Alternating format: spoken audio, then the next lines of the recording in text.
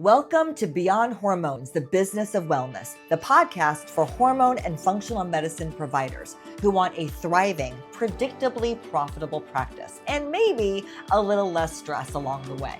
Hi, I'm your host, Jody Lane, and I've worked with lots of clinics in marketing, sales, and business development, and I have seen what works and what doesn't. And here's what I believe.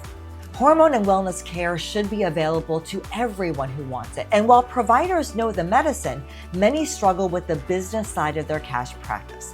And that's where I come in. See, this podcast is here to share real strategies, real stories, things you can implement in your practice right away. So I am so glad you're here. Come on, let's go. Hey guys, welcome back to Beyond Hormones, the Business of Wellness. I'm Jody, your host, and today I've got someone on my show who I genuinely adore. And I don't say that lightly. I've actually been working with this guest for quite a few months now, and getting to peek behind the curtain of her practice has really been quite the gift. She's doing things the right way. And her name is Tina Jacobs, and she's the founder of Silk Life Medical, which is a wellness and hormone optimization clinic in Colorado, known for its high standards, its deep patient connections, and the kind of care that actually changes lives. Tina built Silk Life alongside her husband with a very specific mission: to be the partner her patients never had before. The one who listens, the one who digs in, who refuses to settle for, yeah, your labs are normal. But here's what I really love about her story. Tina spent years being dismissed as a patient herself. She was exhausted, struggling with her weight, doing all the right things, and being told nothing was wrong. Sound familiar? That experience didn't just make her a better provider. It became the entire reason she opened her clinic. And today we're getting into all of it. Building a business with your spouse, hiring for high standards, and what happens when you get it wrong. A really honest conversation about marketing failures and the mindset shift that changed everything for her. This one is for you if you've ever wondered how other clinic owners actually build something they're proud of, not just something that pays the bills. All right, let's get into it. Hey, everybody. Welcome back to the Beyond Hormones, the Business of Wellness podcast. I am Jody Lane, your host, and today's guest is Tina Jacobs, who is the co-founder of Silk Life Medical, which is a wellness and hormone optimization clinic known for its high standards of care and strong connections with patients. I am truly excited about this conversation with Tina. Her and I have been working together now for a few months, and I've gotten to see a little bit behind the scenes and get to know her pretty well. And she has a lot of gems to share with you today. See, Tina built Silk Life Medical alongside her husband with a mission to create a clinic where patients truly feel heard and supported on their health journey. Her approach to medicine is shaped not only by her clinical experience, but also by her own personal health journey, which I'm sure we're going to get her to talk about today. In addition to running a growing practice, Tina is also building a powerful presence on social media, using it to educate patients and expand the reach of her clinic. Today, we're going to dive in and we're going to talk about what it really looks like to build a business, sometimes with your spouse, sometimes on your own, how to hire a team that delivers the same high standards you expect, and what happens when that doesn't go as planned, and what she learned from a tough year in marketing and how she turned those lessons into growth.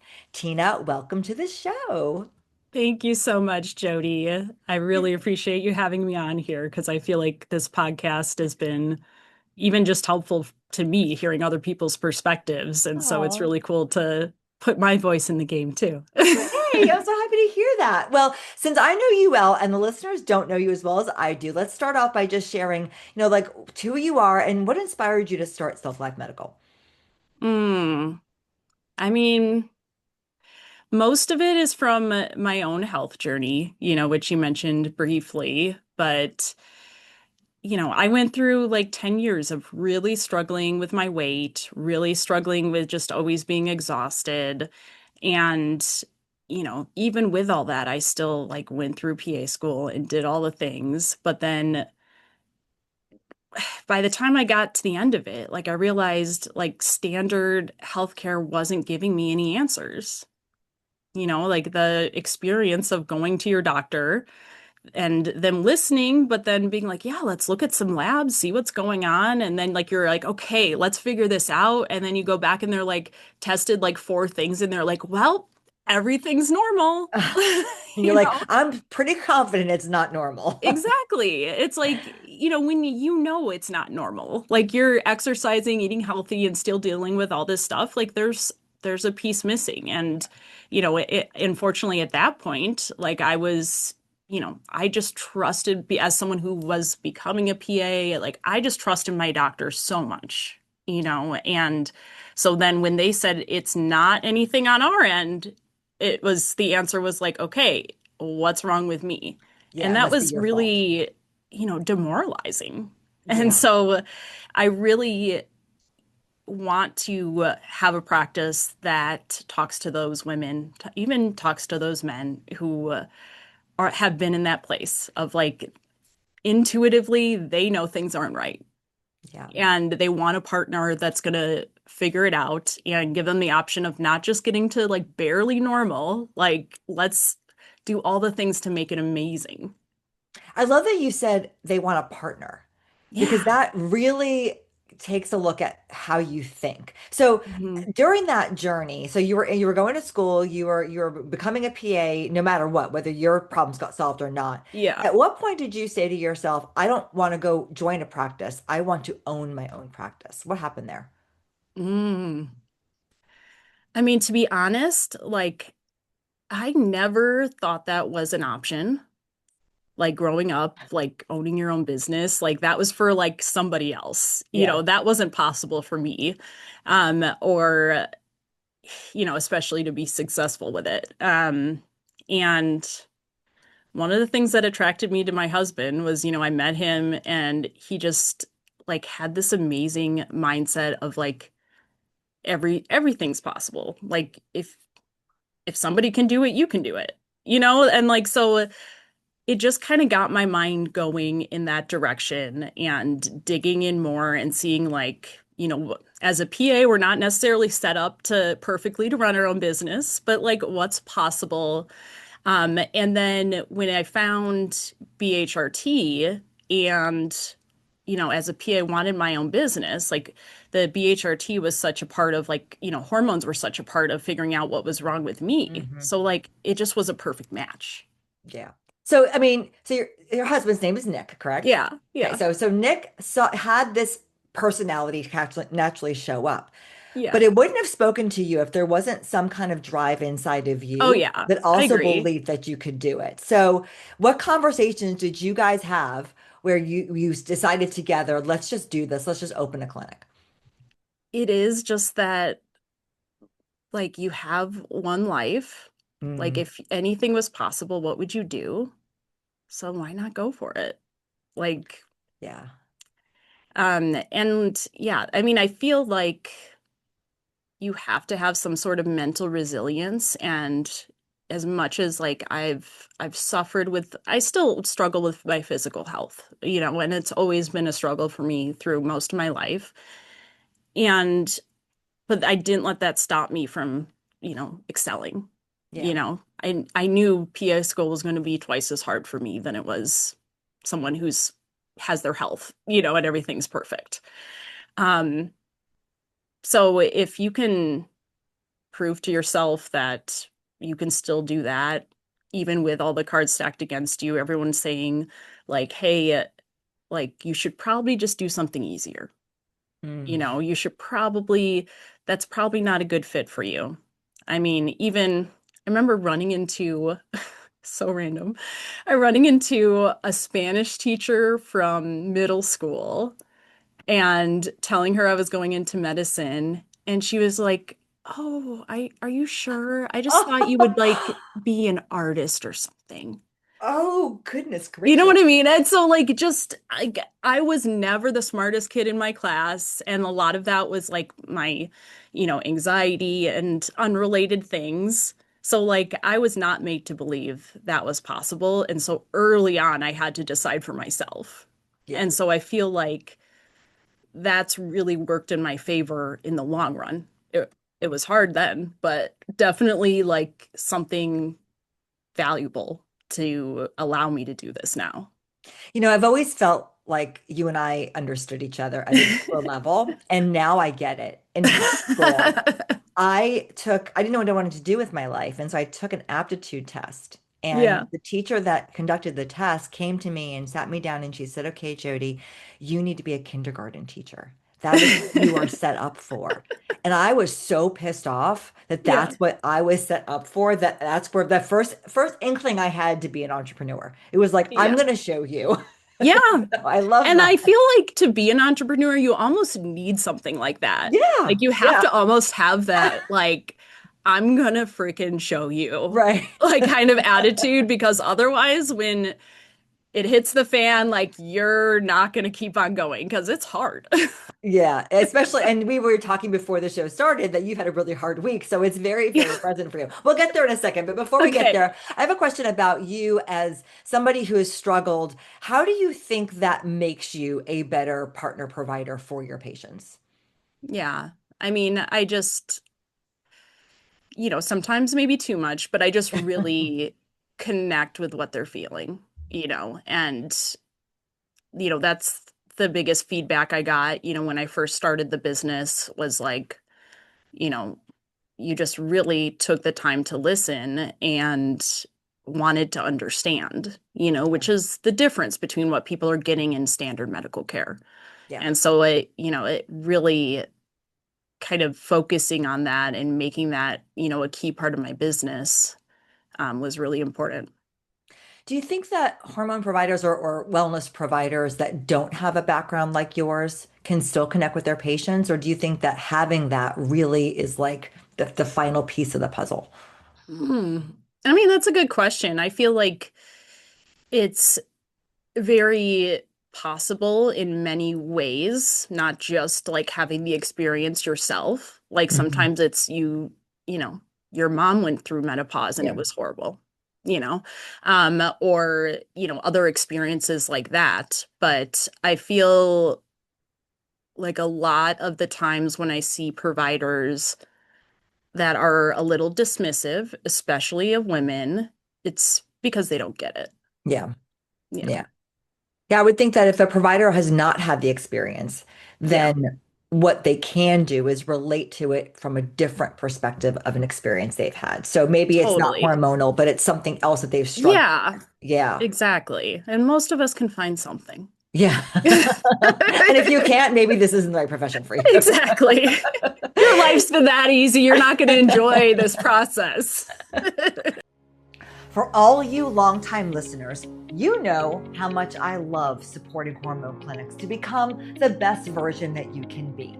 So if you don't mind, I want to stop and share for just a quick minute about a product of ours that I think can make a real impact for you.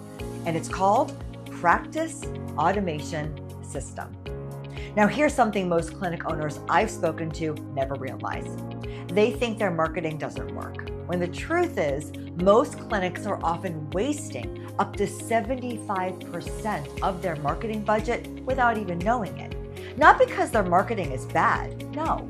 It's because of what happens after the lead comes into the clinic.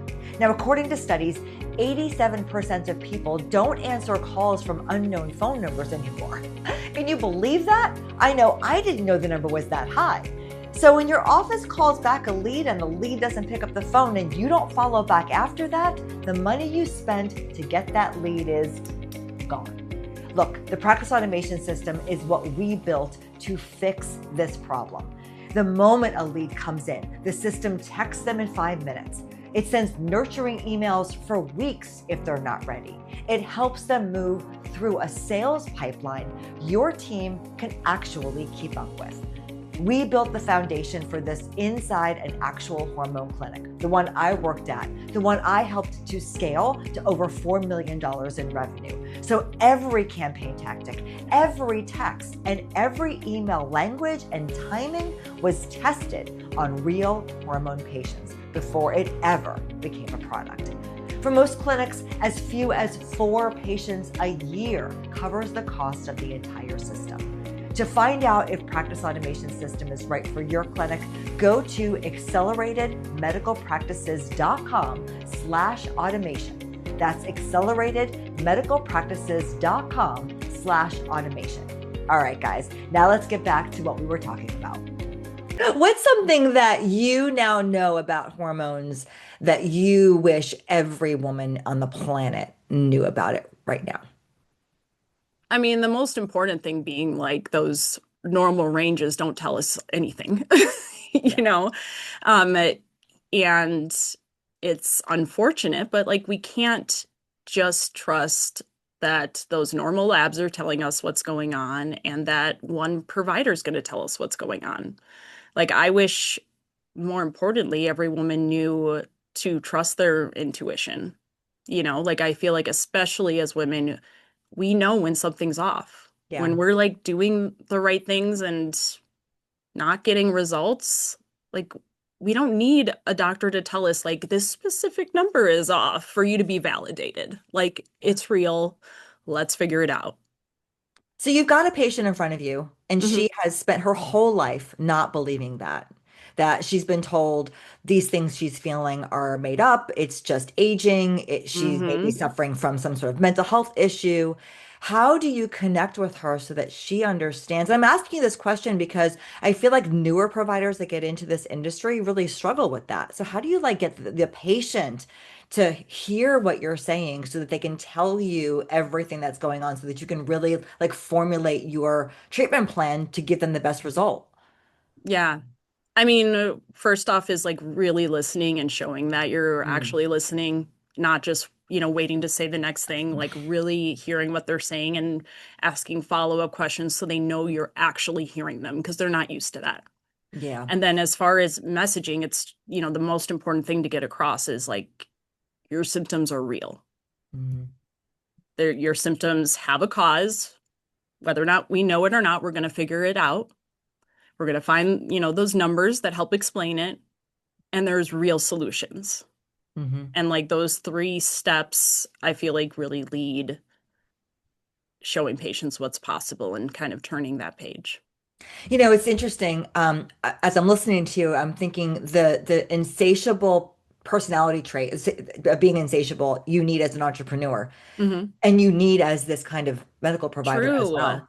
Yeah, especially in this field. Like Yeah. I mean, you don't need it. Like there's obviously businesses that are just gonna, you know, skim the surface Yeah. and it's gonna work for some people and unfortunately turn some people away from hormones. But yes, it definitely does match up that like, to be an entrepreneur, you need that like relentless drive, and to be a really good provider, you need that same energy. And patients can tell if Yeah. you're invested or not. So this always comes up at some point during the podcast. Knowing all of that, how do Yeah. you feel about the massive amount of online big box franchise type hormone clinics that are popping up everywhere? I mean, I feel like it's just an opportunity for us to provide better service than ever. That's a You great know, attitude. Yeah. like it really, we know we're different than that. And I know because I've seen it that there are men and women that really are willing to pay for it. Yeah. And so it's really important not to chase that price because the places that are like testing three markers so that you can take testosterone like are gonna be cheaper than someone digging in like this. It just is. So like it's not worth comparing and just really like, okay, we're not going to sell people just on testosterone anymore. Because if Hmm. they want it, they can get it somewhere cheaper. Like you Exactly. have to know like what makes you different and worth paying for. Absolutely. I love that approach because it is frustrating to try to compare yourself. Like, Bergdorf doesn't compare itself to Target. Like, there's a Yeah. different distinction between the two, which kind of leads me to this next section that I wanted to talk to you about, which is your high standard. I work with a lot of providers and Hmm. they're all good in certain ways. But one thing I love about the way that you conduct your clinic is that high standards are across the board. Where do you Hmm. think that comes from in your personality, and how do you keep that going in the clinic? Yeah. I mean, I think I got the advice early on because I think it's just so easy to do. Like when you're starting a practice, you're gonna like compare prices and be like, well, I can't charge that much or I can't do this. And someone told me like, yeah, but you're not them. You're trying to Right. do something completely different. And so like I ran with that. I just, I'm like, hell yeah. Like this is like, always wanting to differentiate myself, and knowing that that was, a really important step. Okay. And so knowing that you value your quality of work, you value what you offer, how do you bring team members on board that align with that? Like hiring is always an issue for all clinics across the board because the medical industry as a whole kind of focuses on hourly wage, Yeah. like very high volume. And then you get these cash pay practices that have really high standards. How do Yeah. you how do you search for somebody who matches that quality that you have? Yeah. I mean, first off, nobody tells you that like half of running a medical practice is managing people. Yes. Patients and Like, staff. make sure that's something you want to do. Yep.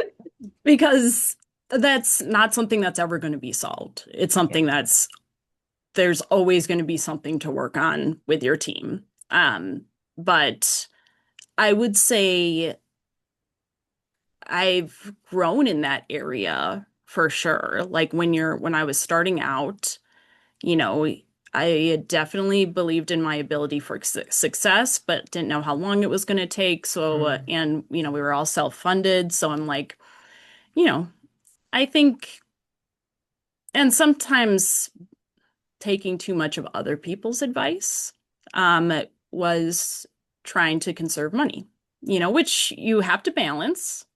absolutely. But I feel like that was a huge lesson is like it is worth to invest in your team because you're only as good as your team because you as one person can only do so much. And Amen. yeah, and that one person is amazing. So like Mhm. if you want to make your business bigger, then those people also have to be amazing. And Yeah. you're not going to get that, at minimum wage. You know? What's a non-negotiable for you in a staff member? Um, I have to see evidence of that relentless drive. And that could be from, it might be from the last place they worked. It might Hmm. be that they've lost 100 pounds. It might be, some other, financial goal. Like they have to like set an impossible goal and made it happen to understand like what you're doing here when you're working with a small business. Hmm. And if you have that, then you're trainable. I feel like, if someone's hardworking and is willing to grind and believe, like that's most of the time trainable. But if you have somebody who knows all the technical skills, but is not gonna push themselves, is gonna just, they're gonna do the work and check out, then that's only gonna get you so far. When I was hiring for anything, whether it was in clinic or before I got into medicine, I always looked for failed entrepreneurs to hire. Yes, yes, those are the best if you can find them. Or like, the ones that like have their own business on the Hmm. side or, you know, are have experience with, a small business because it really is just such a different animal. And when you take someone on who's used to just working in a hospital, Yeah. it's a shock. It's very different.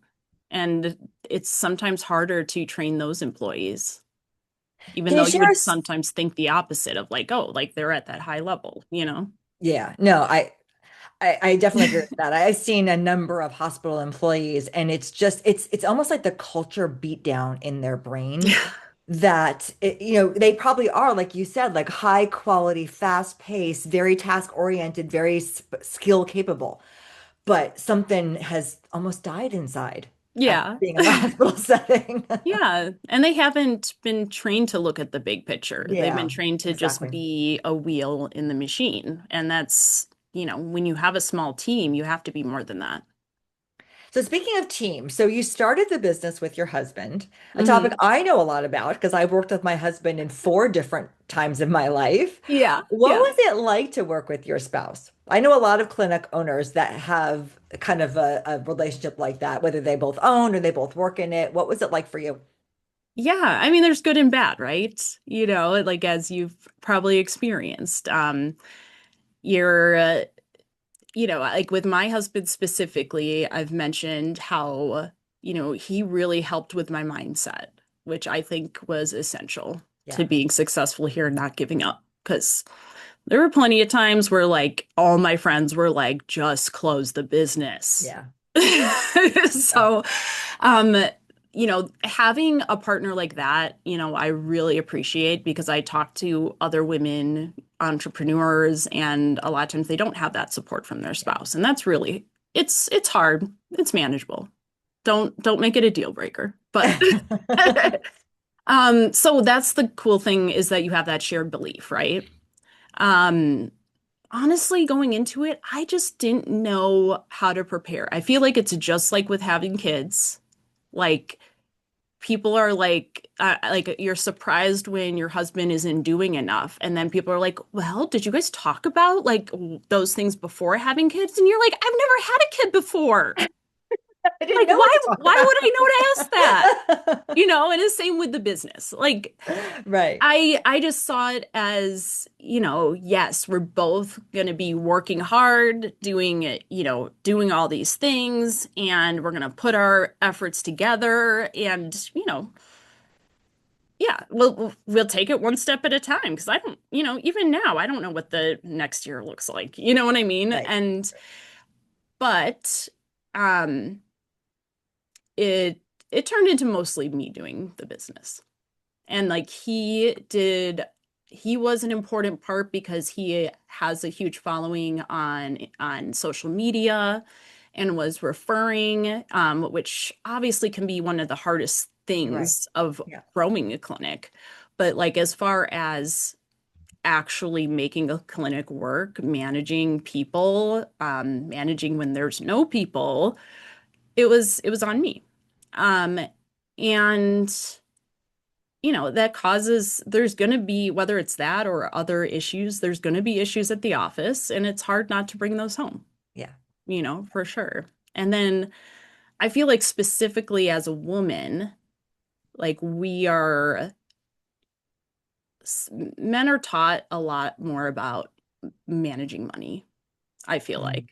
Mm. And, my husband went to school for finance. Like, I'm like, you do the numbers, you know? And it wasn't until just these past couple of years that, I realized like, no, you're the one in it running the business. Like, if you don't know what's going on with the numbers and you're just getting a general idea, it doesn't work.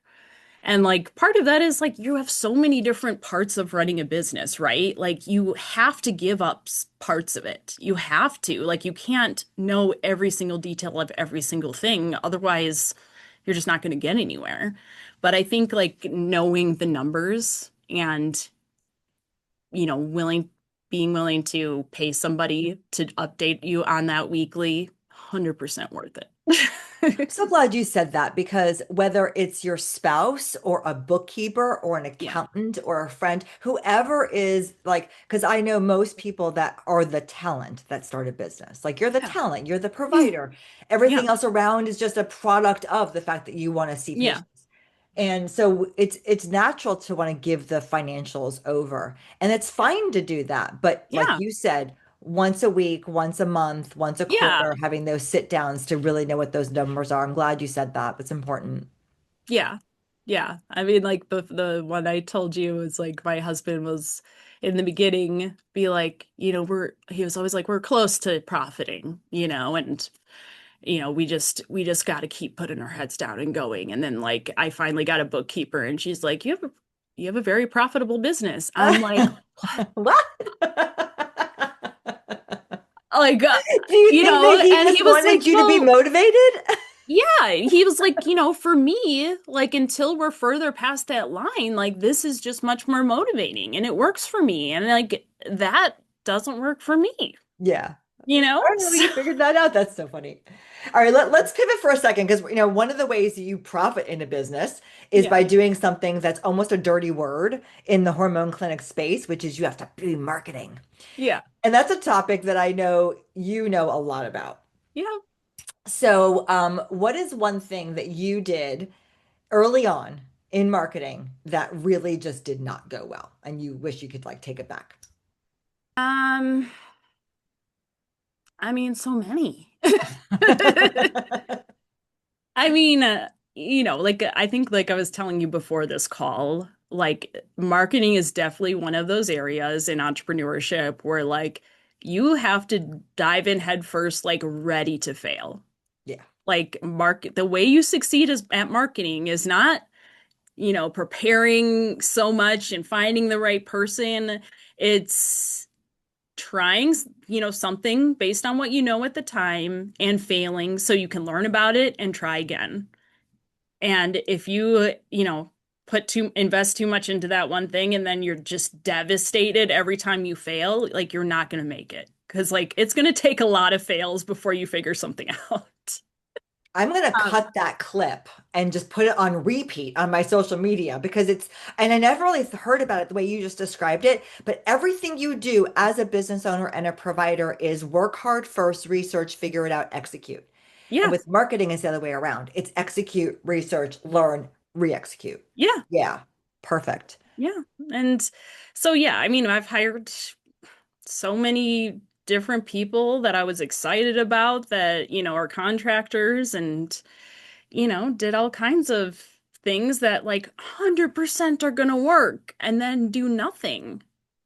Yeah. And probably if I could take like one other thing to learn from that, it's like actually trusting your gut and intuition as the business owner. Because I think that took me years to learn is like you know more about your business than anybody. I had a lot of people, that were the professionals who have been doing this a long time, and I'm just this little entrepreneur, you know? So like they tell you like, no, you got to structure it like this. This has to be your message. This is the way we have to do it. You're like, even though it doesn't feel right in your gut, you're like, yeah, but I don't know anything about this, Yeah.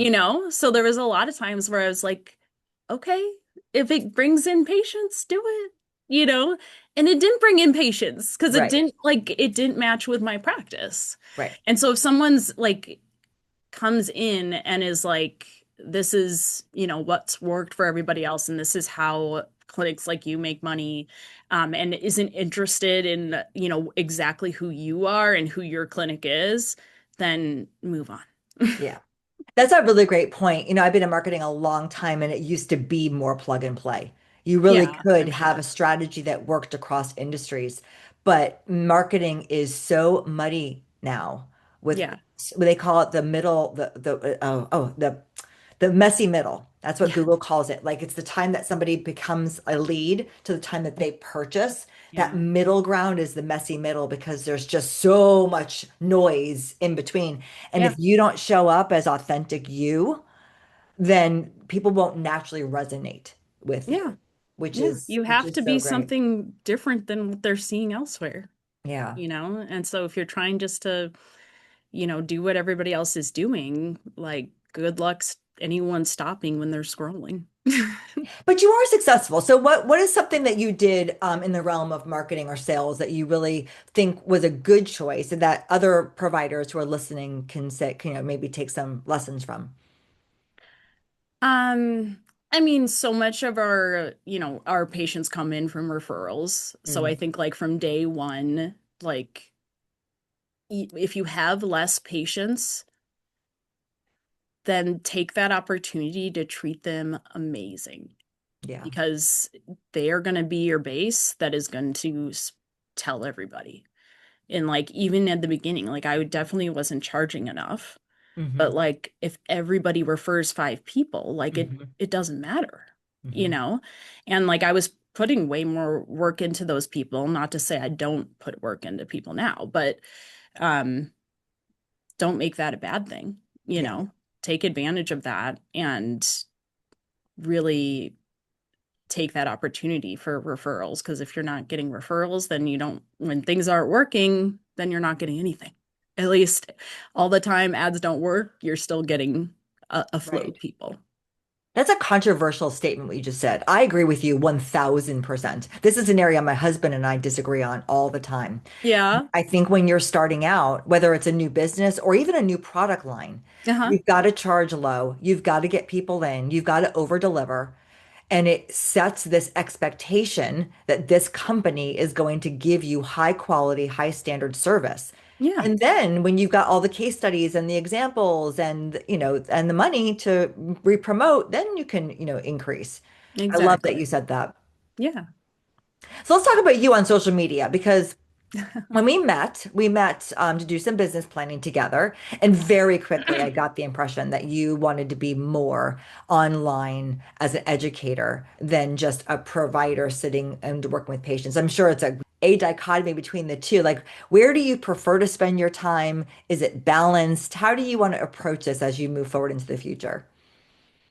Yeah, I mean, I just in the long term just want to have a much wider reach. You Mm, know, like I want to like I feel like what I'm able to offer each patient I talk to is so amazing and I really believe in it and I feel like every woman needs to have that. Like I can't talk to every single one of them, right. but I can make, videos that could get out there and everyone could see. And so right now it's just, some early on basic social media stuff, but like I just imagine in the long term that being something that I really focus on because it that's what's going to change the world, you Yeah, know. Um, one person at a time is still amazing, don't get me wrong. And I right. still love doing that. Like that's what excites me. That's like the most fun part of my day right now is like when I have that connection. So like it's hard to imagine not doing that at all. Hmm. But yeah, I think if you understand this field, especially as a woman, like your voice needs to be out there because like there's just too many women that need to hear your message. Do you think every provider can do that? I mean, I think, some people are naturally, have an easier time with it for Mhm. sure. I think it's possible for any provider who really wants it to start off making really horrible videos and get better every time. That's a very good point. Like if you it's all it comes back to that belief. Like I don't know what I'm doing in business, but now, 5 years later, I'm a boss. I know what's up, Yeah. So Yeah. like yeah, I think if anyone really believes in it and wants to do it, that it's possible. It just some people take longer than others. Are there any tips or things that you could offer as advice if someone's just first getting into social media that they can do it effectively? Mm, just just getting out there. Because like really the way you get good at it is by putting stuff out. Yeah. Like especially in the beginning, you're like so careful about like Right. each video being perfect and then And I you put look it really good. out. Yeah, and then nobody sees it. Right. And you're like, I spent like the whole day on that video and it didn't show anybody. And then it's like those aren't even the videos that people end up connecting with. It's the one where like you had a thought and you recorded it and you had no makeup on and they were like, "Oh, I get it." And so like I feel like I'm still working on that even of just being, just putting it out there faster because I feel like that's what it takes. And you're not just not going to get anywhere trying to make everything perfect. Well, it's back to the statement you made earlier. It's about authenticity. It's about Yeah. knowing who you are, not Hmm. trying to be something that you're not. Sure. Don't worry about connecting with everybody. Just be yourself, and Mm. you'll find the people that connect with you will find you. Yeah. Yeah. Yeah. It's like they say, if you're talking to everybody, you're really connecting with nobody. Yeah. on social media at least. You really have to, like, it has to stop the scroll. It has Yeah. to really connect with one person. I think that's true in all marketing, whether it's a blog or it's your website or it's your True. own social media. If yeah, if you're trying to be the source for everybody, then you're not going to be good for Yeah. anybody. Yeah. So what's one piece of advice that you have for a new practitioner who's just coming off of WorldLink or just coming off of A4M and just getting into this world and they want to open a clinic? What's your advice to them? Be ready to fail. Like, get good at it. Like, if you go into it, like knowing that's what you're signing up for, it's a night and day experience than if you think like, I'm going to start a business and everything's going to go perfectly. Like, if you go into it knowing like, no, that's exactly what owning a business is like trying something and failing and learning and trying something and failing, and it never ends, even when it's a very profitable business. Yeah. And trusting your gut, because it knows more than you realize. And it's especially, as a mom, like it's really easy to like try and burn yourself out because it all has to happen right now. Um, and someone told me a couple years ago, like, no, like you're the asset. Hmm. I'm like, what? Like, no, like the business doesn't exist without you. So if you're not taking care of your mental health and physical health, there's no business. So don't think of it as like, I need to go for a walk every day. That's just like icing on top. If I have time for, if I'm not at home with the kids, I need to be grinding or at work or I'm, getting it all done at home. And that was like all I was going between was those two. And that's I love both of them, but it's not a great life. You know what I mean? Like I do. because you're just burning yourself out if you're going nonstop at business and then every time you get a break from the business, you're going nonstop with two little kids. Like um it doesn't give you the chance to actually enjoy the process. Hmm. And if your mental health isn't there, like your employees know it. Hmm. You're not giving the care that you really want to give them. So like before you schedule your week, make sure you're taking care of yourself. And Excellent it's advice. okay. It's not a luxury. It's like a Yeah. necessity as someone who's the main part of a medical practice. That is such great advice. When I first became a mom 20 plus years ago, everybody said that same thing to me. Your daughter will be better taken care of if you take time to take care of yourself. Yeah. And you're so right. It's the same thing with the business. And everything you said would be the outcome is right on point. And in addition to that, I also think that you're less reactionary if you're not overwhelmed. Oh yeah. Well, because like, if you're, with a medical background, like it just makes sense. Like when you're in that sympathetic, like fight or flight all the Hmm. time, like your body literally takes energy away from the prefrontal cortex, which is your decision-making center. Like it makes you not be able to think as clearly. And so, like, you have to, if you're doing like juggling those two things, like, you have to actually force yourself into that parasympathetic nervous system where you're resting and digesting. Otherwise, you can't make as good as decisions and it's all going to feel overwhelming. But Yeah. if you stop for a second, you can actually have a moment of clarity. I feel like some of my best business decisions came from going on a hike. Yeah. Yeah. Well, I read, and you'll know this better than I do. I read somewhere that when you are moving, you Yeah. make better decisions and you're more creative. Whether Yeah. that's riding a bike or walking or taking a hike or whatever it is, that's where your most creative ideas come. I don't know why that is. Why is that? Blood flow? I mean, there's so many factors, right? Like we know the research shows that even just being outside, your brain is working completely Mm. differently. But then when you're moving, yeah, there's blood flow. I feel like there's also factors involved that are more related to evolution, that like our brain like gives us rewards for movement because that's what kept us alive. And so like our Hmm, brain just functions better. that's very interesting. I like that. You've dropped so many golden nuggets today. Like you've Okay. given so many great pieces of advice. I could talk to you all day, but I know that I Do. have to let you get back to your work. I have one last question. Do. So at the end Yeah. of every episode, I ask a question from a past guest. It's a thing I stole from my favorite I podcaster, love Steve that Bartlett. podcast. I know he's my And I favorite. always imagine, like, what if I was the person being asked? So this is a perfect opportunity. Well, I mentioned his name on every show in hopes that somehow the algorithm puts my podcast in front of him. And he said, Yes. Jody, let me fly you out to LA and have you Yes, come here. on. So this is the question I have from my last guest. If AI could dramatically change one aspect of your work, what would you want that to be? Mm.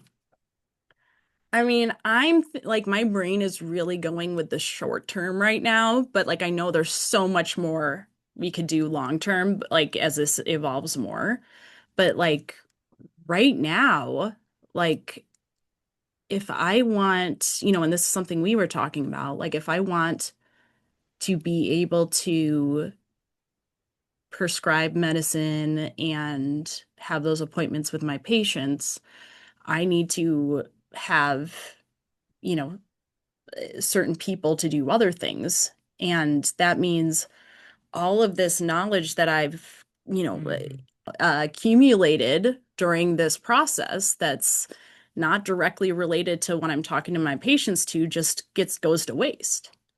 But really, what AIs can allow us to do is like dump all of that, all of our, the way that we think about something, all of the knowledge base that creates the way we talk about something, and put that in one place and spit something out for a patient. I mean, I just think that like there's just so many things like that that could be really cool. Like right now, we're trying to come up with more creative ways to with medical weight loss, having really keeping the nutrition and the exercise component and lifestyle at forefront. And Mhm. like AI can definitely allow me to do that. So I'm excited to figure it out. Awesome. Yeah. Awesome. Awesome. Thank you so much. I really appreciate not just your time, but also just your willingness to share everything about your life with nothing held back. I Yeah, really no appreciate problem. you. Thank you so much for having me on. Absolutely. All right. I'll see you soon. Okay, bye. Thank you for listening to Beyond Hormones, the business of wellness. I hope that you're walking away with fresh ideas and real strategies you can use to grow your practice with profit and purpose. If you enjoyed today's episode, be sure to follow the show so you never miss a conversation. And if something you heard today resonated with you, do me a favor, share this episode with a friend or colleague. It's one of the best ways you can support the show, and it might be exactly what they need to hear right now. If you want even more tools and support, go ahead and head over to acceleratedmedicalpractices.com. Until next time, keep doing the work that matters. Your patients need you, and I am cheering you along every step of the way.